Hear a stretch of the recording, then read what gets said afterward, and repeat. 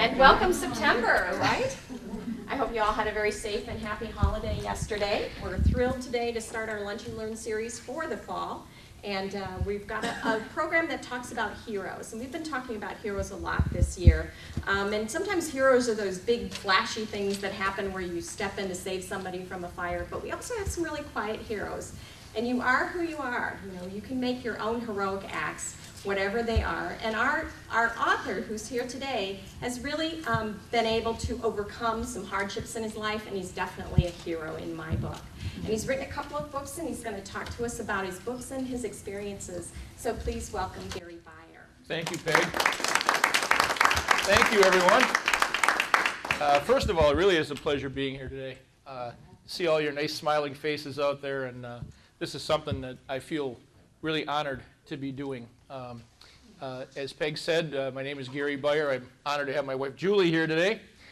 Julie retired last June after teaching high school English in Winneconne for 34 years. And that's a long time to be doing anything, right? Let alone with our youth of America. And she's just a fantastic teacher. I always give her a lot of credit. We'll go all over the valley here, and we run into former students all the time. Hi, Mrs. Beyer. Hi, Mrs. Beyer. They're so happy. She touched them in many ways. I was born in Neenah back in 1953. My father actually was 47 when I was born. My mother was 41. So is there anyone out there that thinks that I may have been a surprise? I get that reaction. I get that reaction every time. I've been blessed since March 6th of last year, 2014, to be speaking all over the state. As of November 25th, where I'm scheduled, I'm going to be the featured speaker at a caregiver retreat for Waushara County, and it'll be my 107th presentation since that time. Wow. I can tell you right now, I didn't plan on this. I had never foresaw what was coming, but it's been an incredible, as I call it, spiritual journey for me. When I was born, like I said, back in Neenah, and having older parents, I used to hear all the time, Gary, do you feel like you were shortchanged in any way at all by being raised with older parents? And my answer is very quick. Quite the opposite, in all honesty. I feel very blessed. I learned a ton from my parents. My dad's name was Clarence. They called him Clary. He was the oldest of 8 children. He was at that time, back in when he was born, times were tough.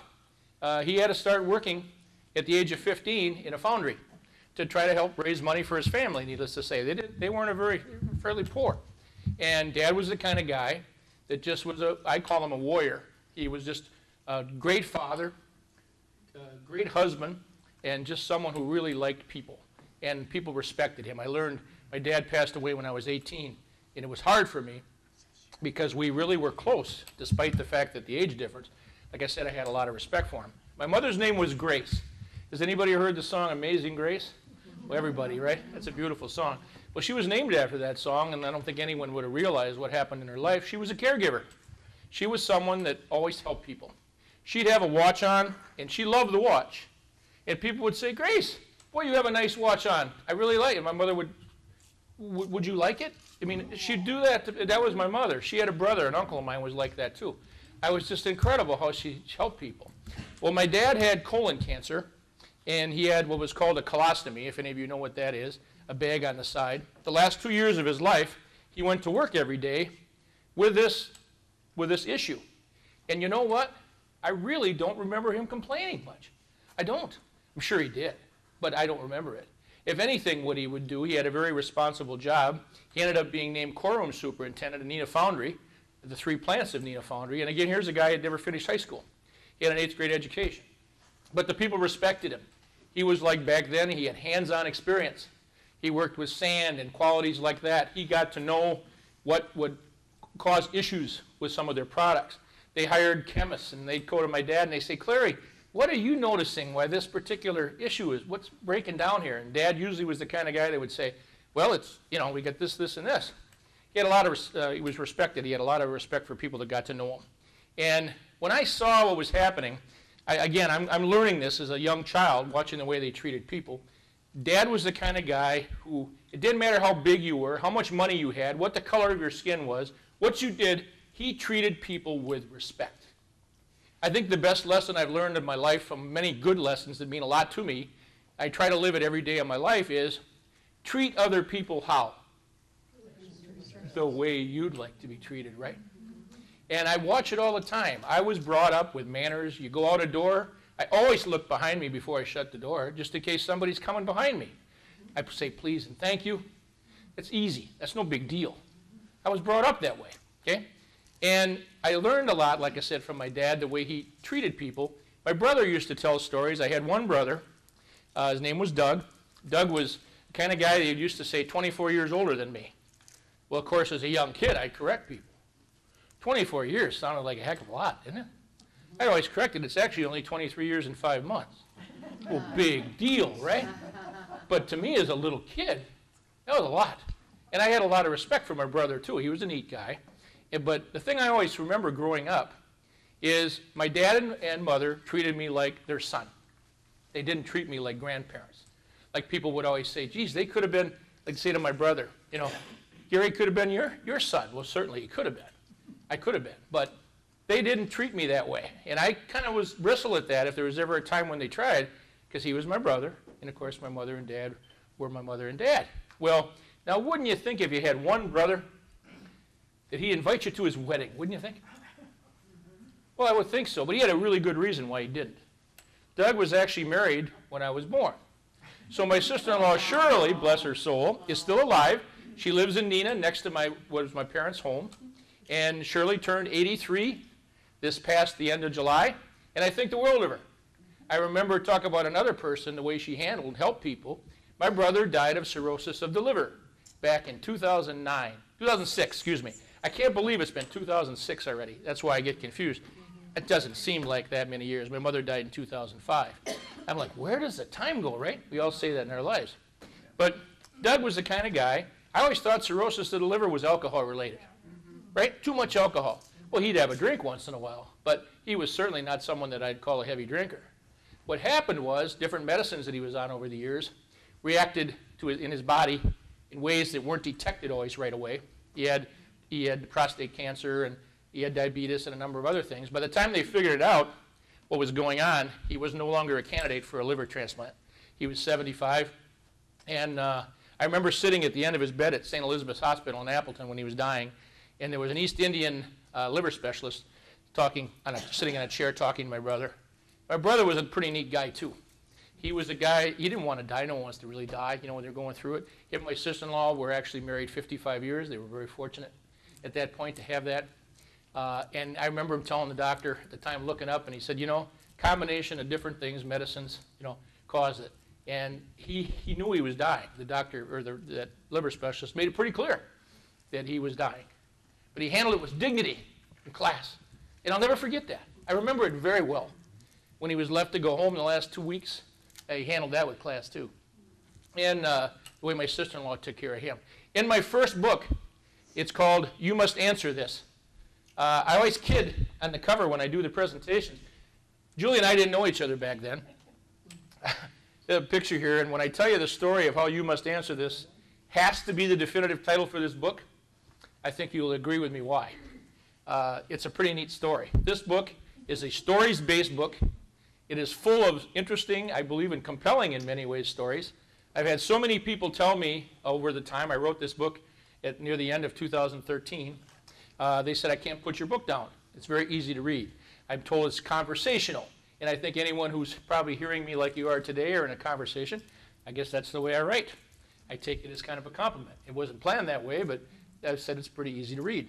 And kind of cool how this happened. I told you about my brother. Well, my dad passed away, like I said earlier, when I was 18. I'll never forget the funeral procession from Neenah when she's buried in a cemetery in Oshkosh, where my wife and I live. And there were so many cars on the highway coming from Westgore Funeral Home in Neenah down the highway to Oshkosh that I'll never forget. I didn't count them. There were a lot. He was respected, like I said, by so many people. My brother used to tell stories because he ended up working in Neenah Foundry, too, in the office there. He said Dad was the kind of guy during the summertime. They'd hire people, you know, part-time, obviously, and some were migrant workers, all didn't matter. Some big guys.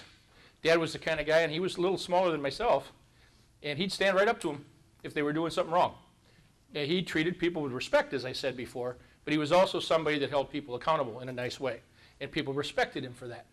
And I learned all these lessons. What I'm saying is I saw the way my mother treated people. Like I said, she was a caregiver. And it meant so much to me as I was getting older to pay some tribute to some of the people that really changed my life and got me to where I believe I am today. One of the chapters in this book is called Selfless People. You know what selfless people are, right? They do stuff not to get credit. They don't do stuff to get some big reward or to get noticed by somebody because they did something special. They do it because what? It makes them feel good, doesn't it?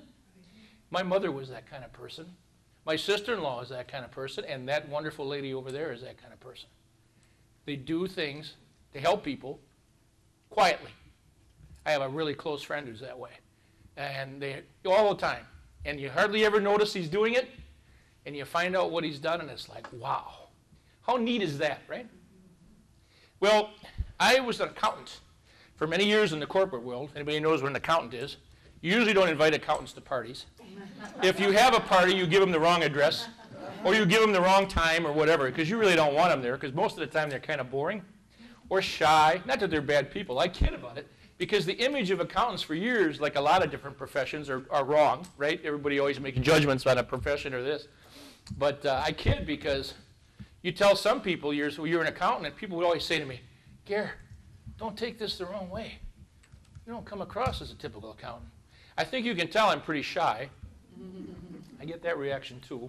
I really like people. The reason I went into accounting was because of my brother Doug. I didn't know what accounting was. I'm one of those weird people that like math. Anybody else out there like me? In school, I liked math. I don't know. I was good in math. I liked it. Okay? I was a pretty good writer back in English, when I English classes, but I guess my favorite was math. My brother used to say, Gare, you'd be good in accounting. You like people.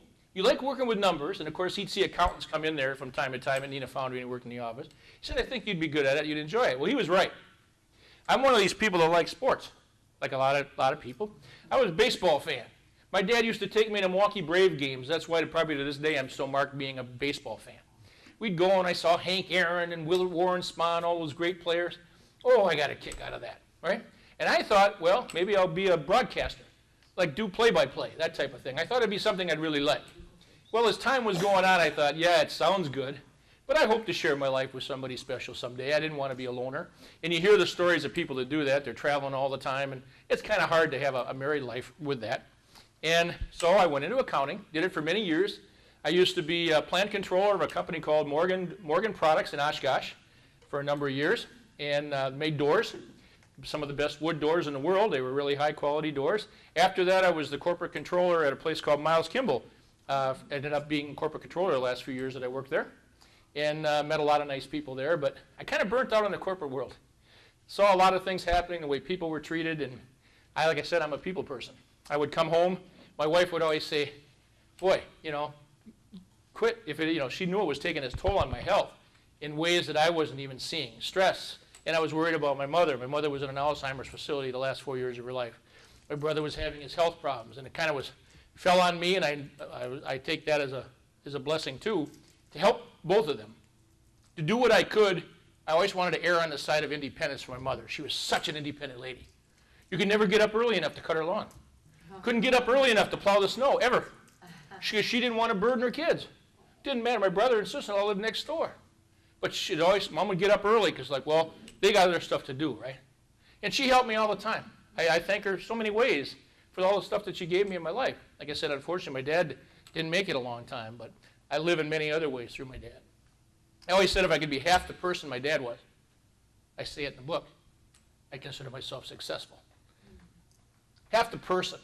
I don't mean half of what he did, what he stood for, the kind of person he was. That to me is great. That's who we are, right? That's who people see who we are. And that means to me a ton. So why did I write this book? What got me compelled to write the book? Well, I was 49 years old at the time, well, a few years ago, when I was burning out in the corporate world. So what do you want to do when you grow up at 49? I'd look in the mirror every day. Dear God, I have a very strong faith.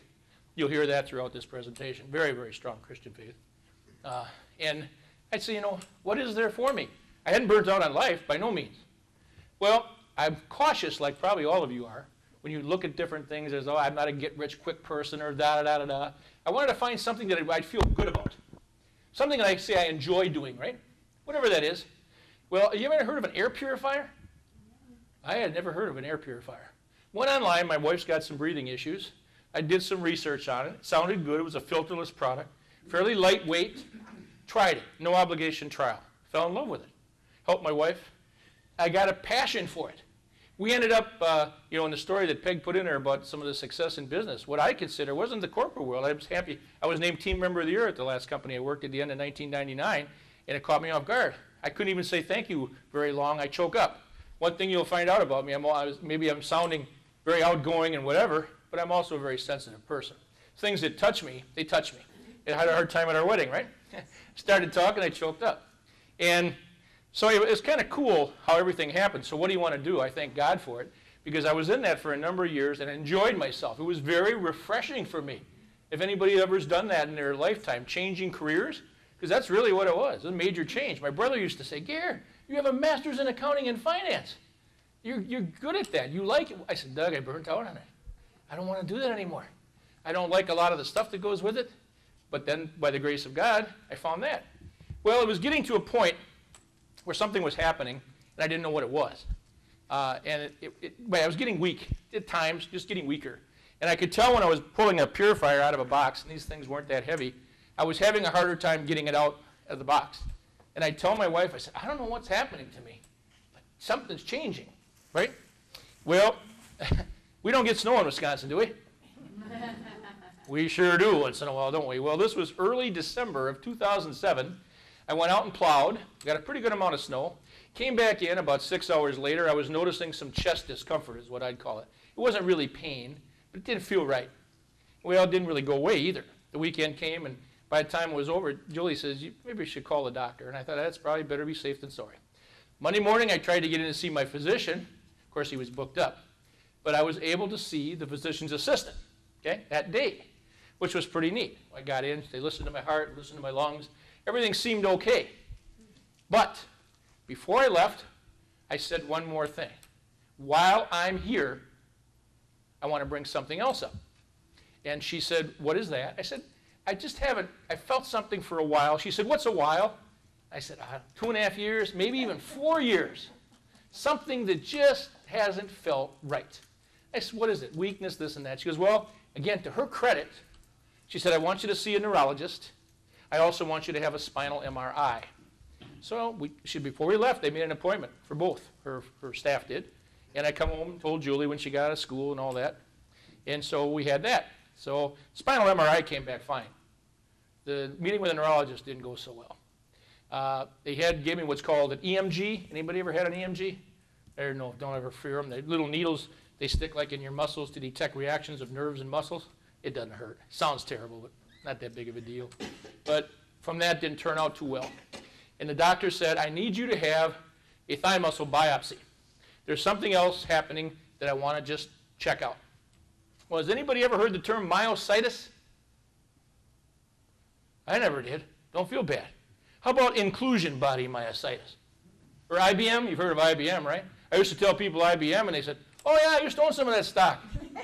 How about this? That's a computer, isn't it? International Business Machines? I said, yeah. Well, this is a muscle disease. It's a very rare muscle disease. Well, we went online after seeing the neurologist was recommending the thigh muscle biopsy. Had the thigh muscle biopsy. Julie and I go online looking for myositis. Myositis is a generic term for muscle disease. There's 4 main types. Okay? One is juvenile myositis. The other 3, one is called polymyositis. You may have heard of it. Some muscle related. And there's one called dermatomyositis, which is a skin related. And the other one is called inclusion body myositis. Quite a mouthful.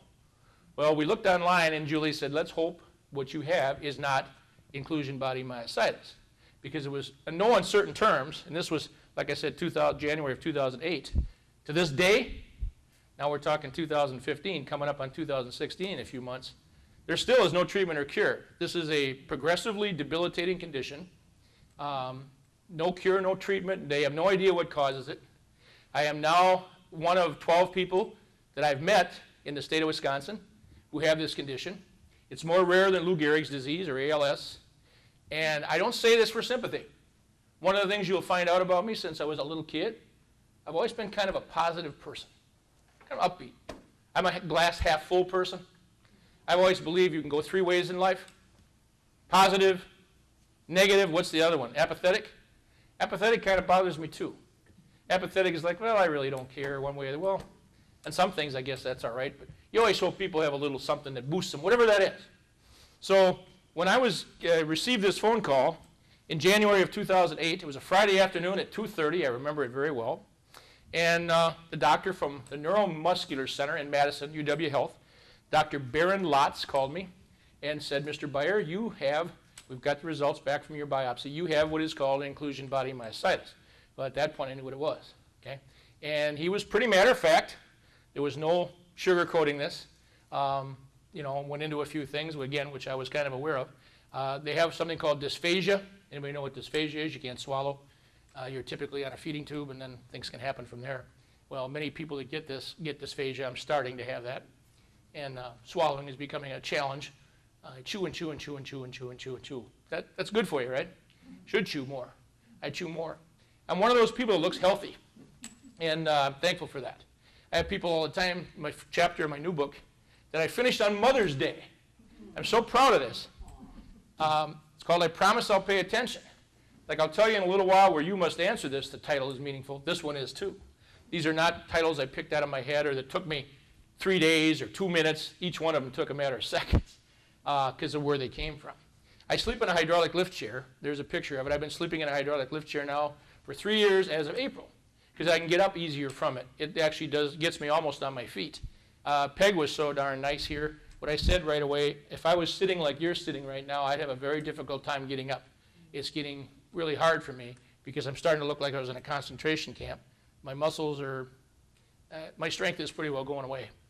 Anything over 20 pounds now I can do it, but it's more of a challenge for me. And I'm dropping things, but you see a lot of the people that their fingers curl up. You try to shake their hand, it feels like they got a claw. But you know what? Every one of those people I'm talking about, guess what? They're positive. Aren't they, Julie? Yes. And they have wonderful caregivers, like Julie. And I'm always happy to see them. I've developed friendships with a lot of them. And I said one of the reasons I wanted to get the first book, there were 3 main reasons for the book, first one. I wanted to share some of the stories because I thought they'd be very interesting for other people to read. I think they can reflect on their own life. Because we've all had neat things in our life, haven't we, over the years? We've had some things that weren't quite so neat, though, too. Difficult? That's life. That happens. And I think the stories, like I said, when I was doing it, Julie would come down. This is a story I got to tell you. Please remember this date, because I get a big kick out of telling this story. It was August 11th of 2013. Before that, late July, I'm waking up one morning, and I had this very clear thought. I remember it like it was yesterday, honest to God true, that I need to pursue the writing of this book. Julie comes down about an hour and a half later from the bedroom upstairs. I was sitting straight up in a lift chair, probably had a goofy smile on my face, too. She says, "Are you okay? Did you fall?"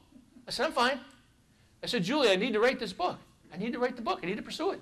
We'd go for walks. And I knew a lot of the stuff, and she, of course, experienced a lot of this stuff with me, too. And I said, "The title has to be You Must Answer This." Well, as you'll find out in a couple minutes, she knows what You Must Answer This is all about. And I think you'll agree that had to be the title of the book. Pretty neat story. But, so what are you going to do then? I'd never written a book before. How long does it take to write a book? How much does it cost to write a book? To get it published? Who's interested in reading the book? I didn't care. One thing about me you'll find out about me, I'm very driven. I always have been. I believe in myself very strongly.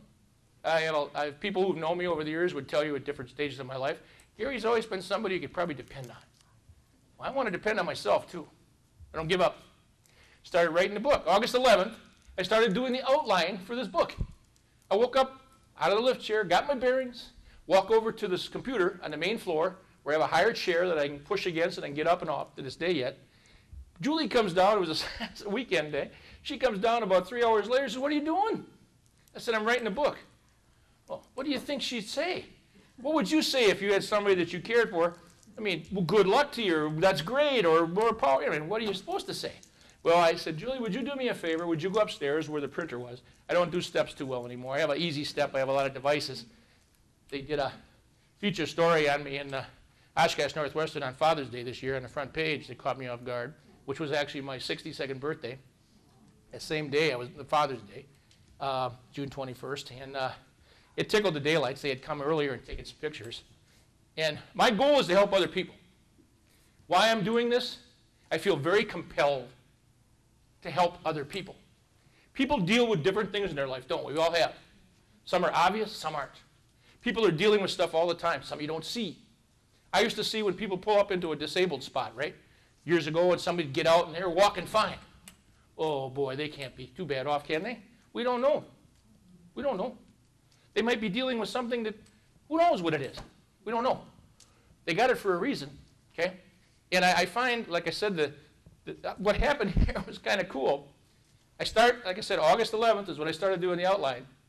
Our 25th wedding anniversary was October 1st of 2013.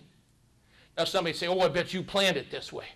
You thought about this, I swear to God on my dying day, I did not plan any of this way. I did not plan to start writing the book on August 11th.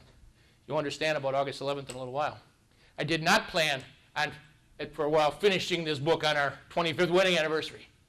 Since I'm getting closer, I was driven. I would get up at different times of the night. Julie didn't even know it. My chair, I'd get up, I'd write the stories. She'd come down in the morning, I'd have tears in my eyes, quiet, or I'd have a big laugh, smile, as with all of our life, right? Some things that's the way it is. I learned so much from it. And that morning when she read the outline, I said, please, Julie, go up. And she turned to me, and I'll never forget it. She said, this is incredible. Here's a lady that's probably graded 6,275,303 or 304 papers in her life. She was my editor. I was blessed to have a tremendously talented editor for my books. How neat is that? Did I plan that? No. Honest to God, I didn't. It just was neat how it all worked out. Well, we come up, and quietly, I didn't tell anyone else, Julie or anybody, I was hoping by October 1st, wouldn't it be neat if I could finish this book? Now, I didn't say printed or anything like that, but written. Anybody want to bet that I had it finished on October 1st? I did. I swear to God I did. There was a restaurant in Oshkosh called Primo's. We went there to celebrate our anniversary, gave each other an anniversary card, real nice card. I pulled out one more. And it was a dedication, which is in the front of this book, to my wife, Julie. And tears came down her face. And I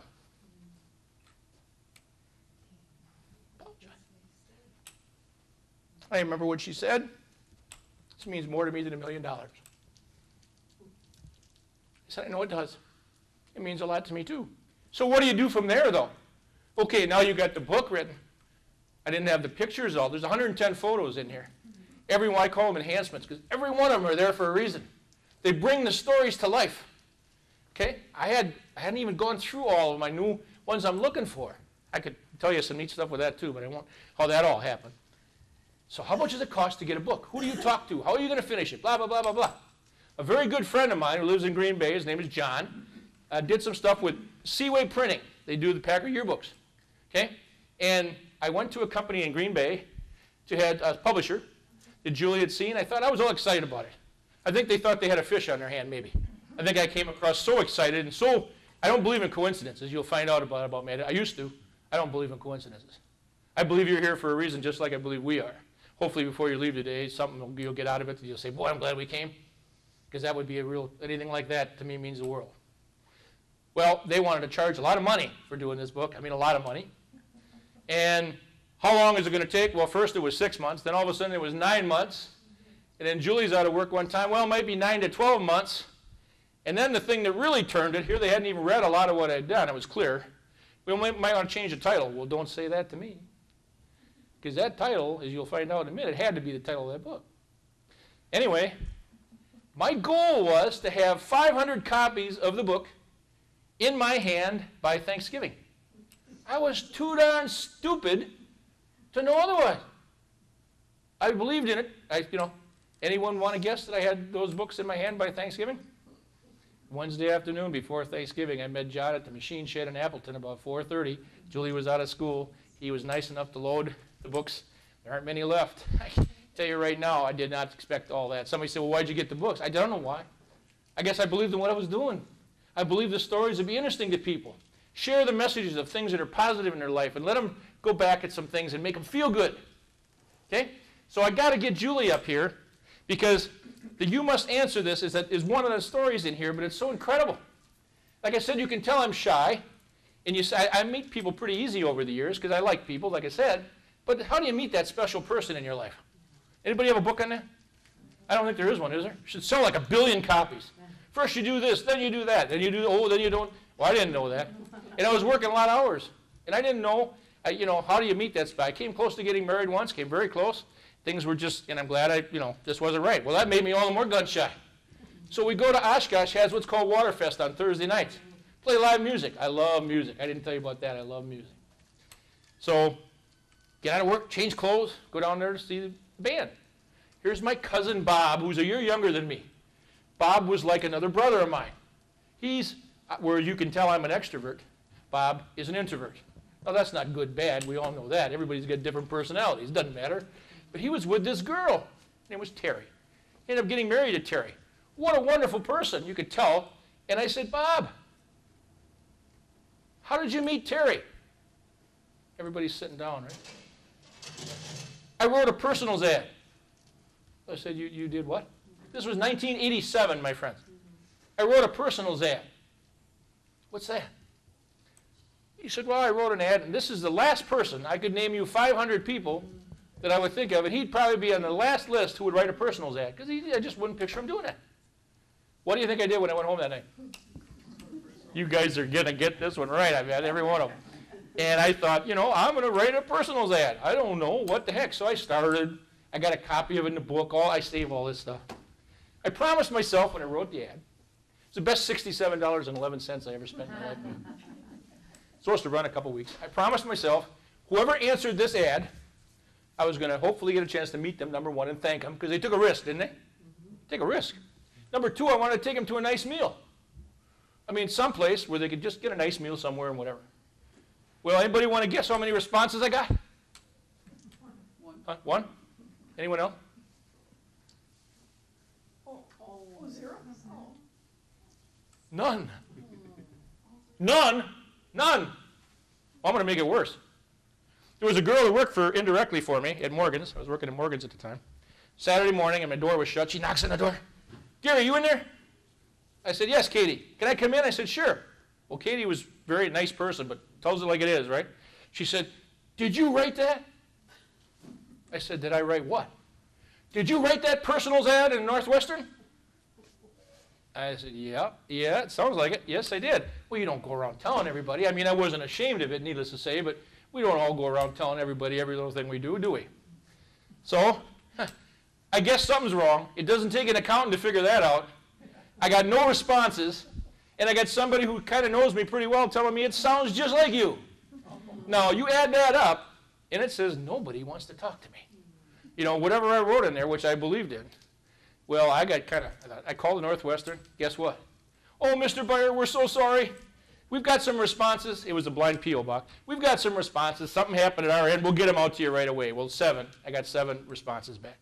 Came back to me. I looked them over. One stood out. One really stood out. I mean, there were some other nice ones, but one definitely stood out. She was a teacher. She was going through a difficult divorce. Didn't have any children. I like children, but I was working a lot of hours at that time. I didn't really want instant family. It just wasn't for me, that type of thing. And I was really impressed. Just what she had to say. There was a picture in it, impressed. So I called, right? Summertime. She's not teaching in summertime, is she? No. I called the phone. Ring, ring, ring, ring, ring. No answer. Called another time. Ring, ring, ring, ring, ring. No answer. Well, for goodness sakes, why don't you leave a voicemail message, right? Guess what? Not in 1987. Didn't have voicemails back then. Let alone, we'll send her an email. Didn't have emails. How about a text? Not then. Well, you know what I could do? I had her address, and I had a picture of her. What I could do sometime is get in my car and drive over to her apartment and sit in front there, or where it was, and watch for her, because I know what she looked like. And then if I'd see her, I'd get out and say, Julie! No, I never seriously thought about doing that. Can you imagine how much that would have scared her? I'd have come across as the biggest stalker on the face of the earth, because she didn't know what I looked like. Who is this guy stalking me, for goodness sakes? And I kept thinking, how am I going to meet her? Well, I'm going to let you know now, this wonderful lady, my wonderful wife, is going to tell you you must answer this story. Julie, would you please take over from here? Sure. Well, as Gary mentioned, I'll try to use my teacher voice here. Even though I've been retired for a while, I'll kick in. Can you hear me back there well? Excellent, excellent. As Gary said, it was the summer of 1987, and I was just wrapping up a very painful divorce. In fact, it was going to be final in mid-August. And as people do when you go through something that's very traumatic in your life, you either become less spiritual, you become kind of scarred and jaded, or you become more spiritual. Well, fortunately for me, I took the positive track and I became more spiritual.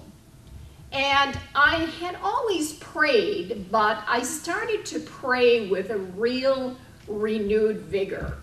And I can honestly say that I really established a personal relationship with God at that time. That was a real spiritual turning point in my life. And my prayer was actually a very simple one. Obviously, I was in the process of rebuilding my life, but I wanted someone special to share my life with. I did not want to be single. I wanted someone who truly would be my soulmate and my best friend, because I definitely did not have that in my first marriage. And that was my prayer. And I said it fervently throughout the day, not just at night when I went to sleep. I'm an avid reader. Being a high school English teacher, I call myself a bibliophile. I'm a book lover. I read everything. And obviously always read the local paper. In fact, I had a subscription to it. And I'm one of those people, I read the newspaper thoroughly. And I came across Gary's personals ad. Now, first of all, I do need to preface that his ad was very specific. And now that I've met Gary, I realize that his voice, his personality did come through in that. And I can understand why his coworker Katie said, "It sounds just like you," because his voice did come through. So I read the ad and I was very intrigued by it. But the reason I answered the ad was much deeper than the way that Gary worded it. After reading his ad, I heard a very clear, calm-sounding voice. I could not distinguish whether it was male or female. And the voice said simply, "You must answer this." Even to this day, I still have a shiver that goes through my spine when I recall that voice. I truly believe that it was like my guardian angel, my higher self speaking to me, however you want to phrase it. But I was so moved that I immediately got up, got out paper and pen, wrote a very heartfelt response. Being a teacher, I had a small yearbook photo from the previous school year that I included with a letter, and I mailed it out the very next morning. I had read the ad in the early evening, and I wrote the letter, and then the very next morning, I mailed it out, and the rest is history. So I truly believe that Gary and I, we met because of divine intervention. Thank you.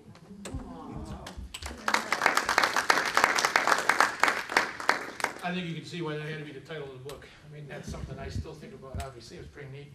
What I told you about that August 11th date, you're probably saying you didn't finish that. August 11th is the Tuesday night that I finally reached Julie in 1987. It was 6:30 at night. We talked for 2.5 hours that first time. Our first date was the following Friday, August 14th. We have honestly been together ever since. we just really clicked. We were fortunate, and I think it was much bigger than either of us, just like I believe this is much bigger than what I'm trying to do right now.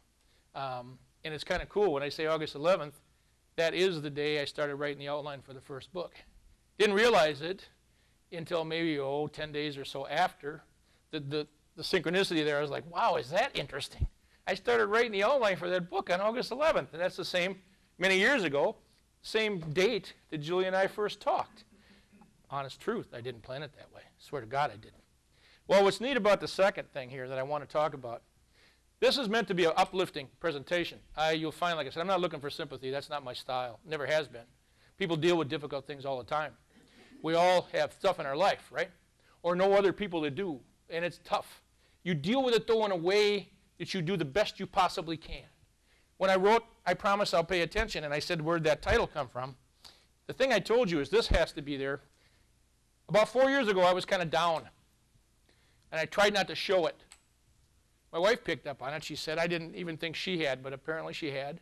She had her own stresses. She had to work. She had large class sizes, large paperwork loads, as a lot of the teachers have had for a while.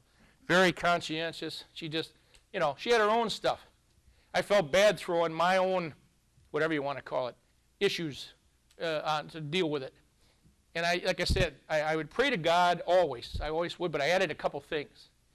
One was every night, dear God, please give me some indication of what I should be doing.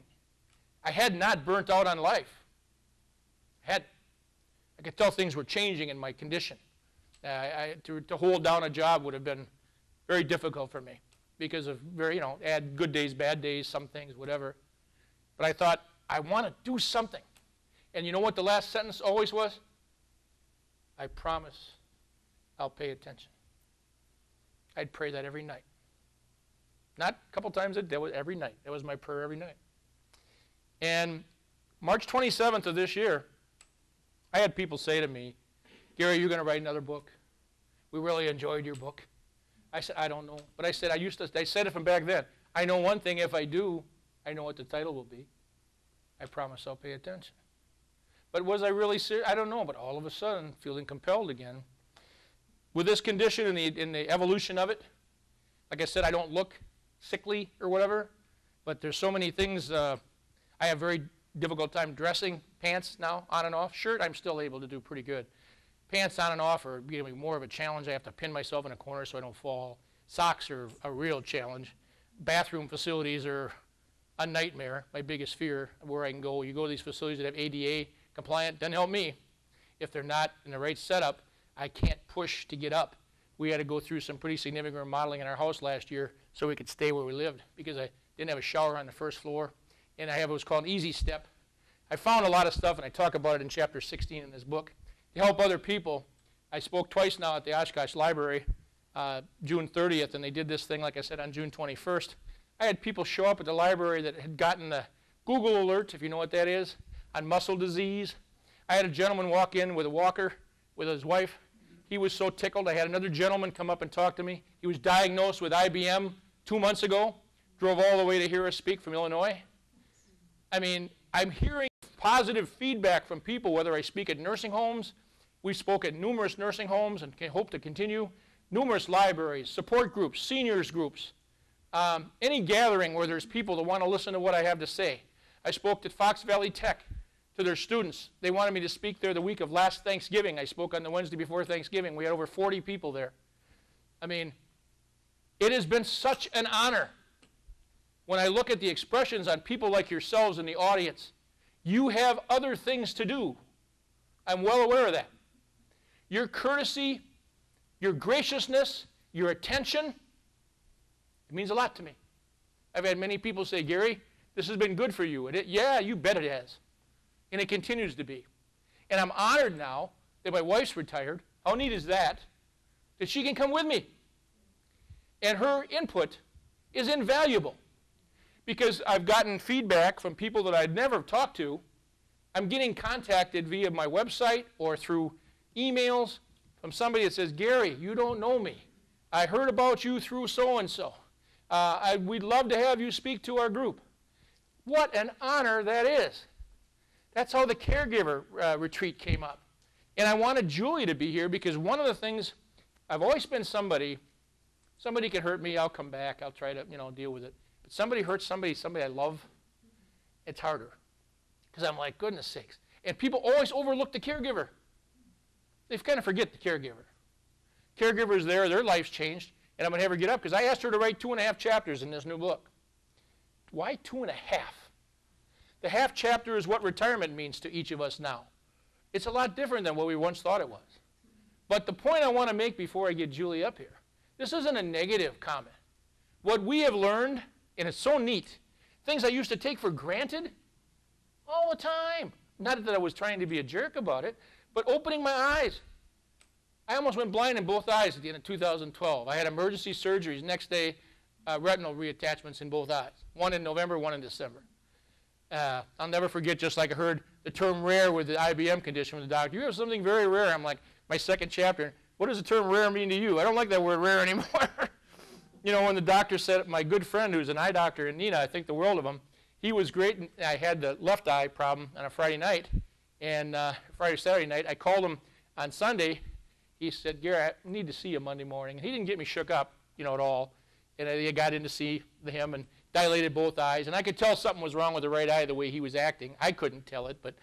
And he said, well, I got your both eyes dilated. Can you go over to Theodore Clark? There was a surgeon there, an eye surgeon. And he said, just have him take a look. Well, again, good eye surgeon, Dr. Haney, his name is. He was also, very matter of fact, after doing some more tests, he said, well, Gary, you're about to go blind in both eyes.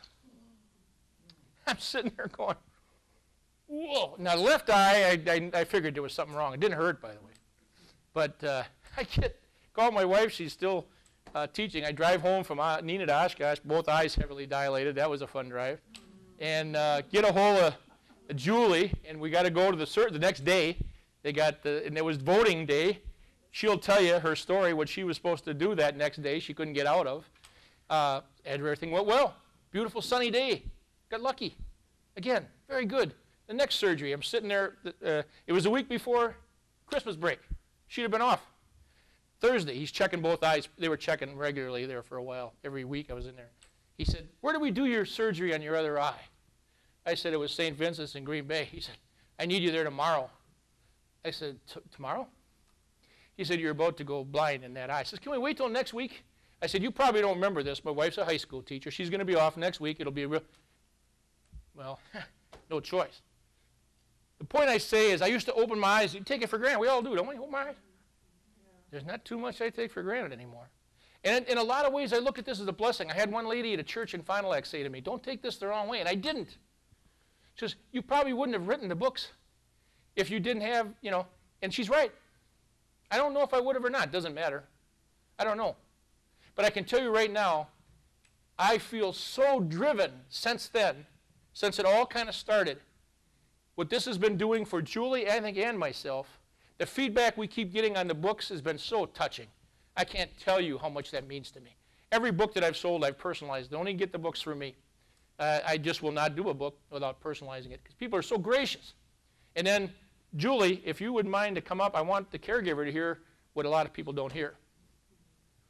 Well, just to preface, first of all, Gary mentioned that his first book, You Must Answer This, is a story-based book. The second book, I Promise I'll Pay Attention, is an issues-based book. Gary goes into more depth on the issues that he faces living with inclusion body myositis. And of course, then the other health issues that he developed in addition to inclusion body myositis. Just to preface a little bit, the issues that he had with his retinal detachments. People who have retinal detachments, if they have one, that is normal, but to actually have two retinal detachments is very, very rare. We're not sure what caused the retinal detachments. Gary did have cataract surgery on both eyes a year before, in 2011. And we did do some research, and some people do have retinal detachments after cataract surgery. but again, it's very rare to have it in both eyes. He's also found out since talking to some other sufferers of inclusion body myositis that some of them are having eye issues. Not necessarily a retinal detachment, but they're having issues with the muscles in their eyes and with double vision. Gary also suffers from an eye condition called diplopia. So he has actually prisms in his glass lenses. Otherwise, he would see double. Again, he's not saying that for sympathy. We're just saying that he's had a lot of health challenges, but he is trying the best of his ability to overcome these and to move beyond them. And as he said, not to take anything for granted and to appreciate the simple things in life. And that gets into talking about what is retirement to me, which of course was my contribution to his second book. Well, obviously, in the years that I was teaching, you know, retirement was in some hazy horizon over there, and I really didn't think about it that much. As the years came closer to the time of claiming my retirement, or I should say, you know, claiming my teacher's pension, I started to think about it a little bit more.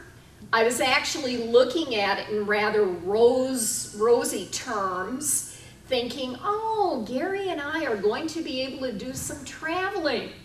You know, maybe we will be able to travel over to Europe. Maybe we will be able to get to Hawaii.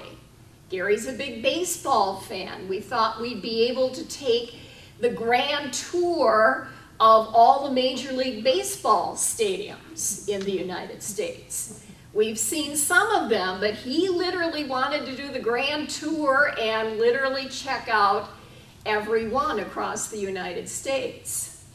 Well, those dreams for us have disappeared, and I'm not bitter about it. I actually have moved into a different phase. We both have moved into a different phase where we are appreciating what we have right in front of us. We're literally learning now. We both were very driven, goal-oriented people. When we had our air purifier business, our home-based business, Gary and I were incredibly driven to excel.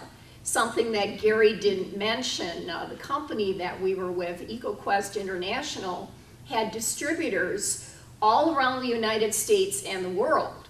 It was a worldwide company. And we'd have big conventions every year in a major city in the United States. And I remember in 2006, we had our convention in Memphis, Tennessee, and Gary and I were recognized for being number 9 in the company in air purifier sales for that particular year. Just a little husband and wife duo, and we were number 9 in the company. We were pretty proud of that. But all that is great, and there's nothing wrong with trying to strive for goals and trying to be the best you can possibly be. But since Gary has developed his health issues, we are now scaling down and appreciating the simpler things in life. So retirement for me has changed. Right now, I'm appreciative that I can get up every day and assist Gary, that we can share quality time together. We live in a very nice suburban area west of Oshkosh, and our backyard is entirely wooded. So I love watching the wildlife, feeding the birds that come in our yard. We appreciate that. We appreciate going out for a nice meal once in a while. We do have to plan ahead so it's accessible for Gary. But those are things that we can still appreciate, and we certainly do. So we love that journey. Retirement has also changed for me and for Gary because our lives have changed in the way of the friends that we socialize with. When I first met Gary back in 1987, I was amazed at the number of friends he had. Now, I don't mind getting up and speaking to a group of people because I've done this for years as a teacher, but I'm actually much more introverted than Gary is. I'm kind of in between an introvert and an extrovert, whereas he's kind of totally extrovert. So I was actually, to be honest with you, a little jealous of all the friends that he had. When we first met one another, I was just amazed. I'm like, Gary, you have so many friends. I just have a few. I'm just amazed, you know, the number of people that you know and are friends with. And for many, many years, Gary and I, our house was always open to our friends. And we hosted a number of theme parties, believe it or not, at our house. We always had a big St. Patrick's Day party. We had Halloween dress-up parties. We even had a tribute to the Beatles party. And we do the decorating and the whole 9 yards. And we had a wonderful time doing it. The interesting thing is, now that Gary developed his condition, where are all those friends? Well, I guess we're out of sight, out of mind. You know, it's really interesting. Interesting quote from Oprah Winfrey that I like. And she made the comment that it's easy to be friends with someone when you're riding in the limousine with them. The true test of friends is when you have to take the taxi instead of the limo. Since Gary's developed his condition, we've obviously pulled inward. We no longer host the large parties. The last party we actually had was 5 years ago in 2010, and we're never going to have another one. Those people do not reach out to us. In fact, as a caregiver, and I try to be a positive person, not a negative person. I don't like to give in to the lower emotions of envy and anger because there's really nothing in those emotions. But I can count on the fingers of one hand the people that have truly been friends to Gary since he was diagnosed with this condition and really started exhibiting symptoms. These are people that regularly actually reach out, give him a call, email him, stop over to see him, or call him to get together for breakfast or lunch. As I said, the rest of them are out of sight, out of mind. And as a spouse and a caregiver, it really angers me. In fact, sometimes it actually makes my blood boil that these people have totally forgotten about my husband. I don't know. Do they think IBM is contagious? Do they think that he's going to infect them with it? Or is it because they're too afraid to reach out? They're too afraid to admit that a friend of theirs has a debilitating condition. They're too afraid to admit that maybe they're getting into a different phase of their own life. I'm not sure what it is, but unfortunately, it's not a positive side of human nature. I really don't have a good answer for it, but it's something that I struggle with. If somebody says to me, Julie, what is the most difficult thing, what is the most frustrating thing that you are struggling with because of your husband's health issues? And it's his friends abandoning him. That is the most difficult for me. So, thank you. Thanks. Just to tie that point up a little bit, I've reached out to a lot of people around the world. There's other people around the world, obviously, who have this condition. Met a lady through the web, IBM International Facebook from Brisbane, Australia, and she has it. Just to give you a little fact, they say 14.9 people out of 1 million are diagnosed with IBM. And they say people over 50, 53.3 for people over 50 get IBM. And I've talked to a lady down in Kentucky who lost her husband 2 years ago, and she said the hardest thing for her husband, Don, was just what Julie said. A lot of friends, and they just kind of all forgot about him. You know, let him alone. I talked to another lady. We spoke at a place called Touchmark in Appleton. It's an assisted living facility. It was a wonderful experience. And one of the ladies came up afterwards, and she also lost her husband a couple of years ago of IBM. Same thing. The reason her and her husband moved there is because they had a lot of friends, and all of a sudden their friends went away. And they moved to Touchmark because there was people. It's weird. It's a hard thing. I've talked to some people who have MS too, who have similar stories. If you go through it, but like I said, what I want to wrap it up with, any questions anybody has, it is so true what you find out about yourself. Let's face it, that's what you find out about yourself too. People always say to me, Gary, how do you stay so positive all the time? Number one, I don't, most of the time. And I'll tell you how I do. There's two things. I think back to how my dad dealt with some difficult things, how my mother was dealing, my brother, and I go, whoa, man, I'm not going to let anybody down. I'm not going to let her down. Not that way. If I'm meant to not get through this, in a way, I'm going down fighting. I can tell you that. And my faith is very strong. The second thing, I told a gentleman, a friend of mine who lives out in Arizona now, been going through some things, not health-wise, but things with his son who's got severe autism in his early 20s. He said, Gary, how do you get through some? I said, I'll tell you one thing, Steve. Simple things. Like Julie made a comment. You know where some of the neatest things are in our life? They're right in front of us. They're right in front of us.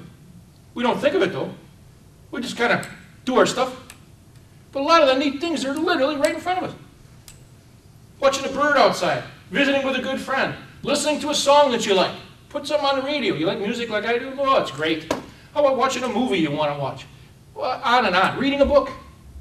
I mean, there's so many things that, quite frankly, I would describe as relatively simple or easy to do. Let me give you the close with one great example. I asked one more person to write a chapter in this book.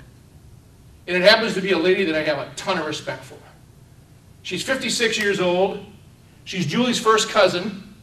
She was born with cerebral palsy. She is one of the most positive people I have ever had the pleasure to meet in my entire life.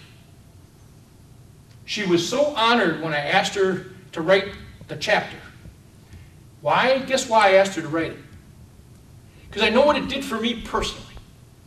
When both books, because they're from my heart. When Julie says they're written, I think like I said, they're both easy to read. But they're from my heart. It helped me. When people said it was probably a catharsis, I said, I wouldn't use the word catharsis. Not that there's anything wrong with the word catharsis. For me, it was a broader awakening. I've learned a lot about myself and how some things came back to me so vividly. When I think about it, and they did. Any of you out there are thinking about writing a book? Or know anyone who is? Boy, do I encourage you. You're talking to someone who encourages you. I spoke at a nursing home in Oshkosh. A lady also had cerebral palsy. She wanted to write a book. Her parents were there from Watoma that day, and her 20-year-old son. She was so neat. Her name was Trish. Her mother's name was Trish. I remember names, first name, don't ask me why, but they stick out, faces. I told her, I said, I encourage you to do it. She goes, but I want to be so right. I don't want to say anything wrong. I said, you'll be surprised when you start doing it, because I was the same way. I try to make the book as accurate as I possibly can. And it came. It did. And her cousin, when she wrote that, she said to me afterwards, she says, Gary, thank you so much for asking me to do this. It's really helped me a lot. I really think it's helped Julie a lot with some of the couple of chapters she wrote. When I read one of them that she wrote, she had finished it, and I read it at night. She was in bed already. No, it was the next morning, I'm sorry. She got up. I had tears in a nice way. And I was so proud of her. for what she said. Because it was sincere. You know? So, anyway, I thank you for being here. I hope you find it worth your while, because I certainly, it was worth our while. We feel proud to be here, and like I said, for you to so graciously share your time with us. And what an experience, Peg, here. With your, this is wonderful. With the food and the pleasant atmosphere, my goodness, no wonder people come to these. This, you really make this very, very comforting for people. Does anybody have any questions for either one of us? Okay, let's go. Thank you. Just a few reminders for you. Our next Lunch and Learn is, I've got to look at the list here because I'll forget the date. October 13th. And Dr. Dick Campbell, he's done some other programs for us. He's going to come back and talk about Shackleton. And Shackleton's the hero that crossed the Arctic and saved all of his crew. So he'll be here on the 13th. We have a wonderful exhibit going on right now. It is Kurt Vonnegut's exhibit, and we also have an exhibit coming up that's the Artists of 54981.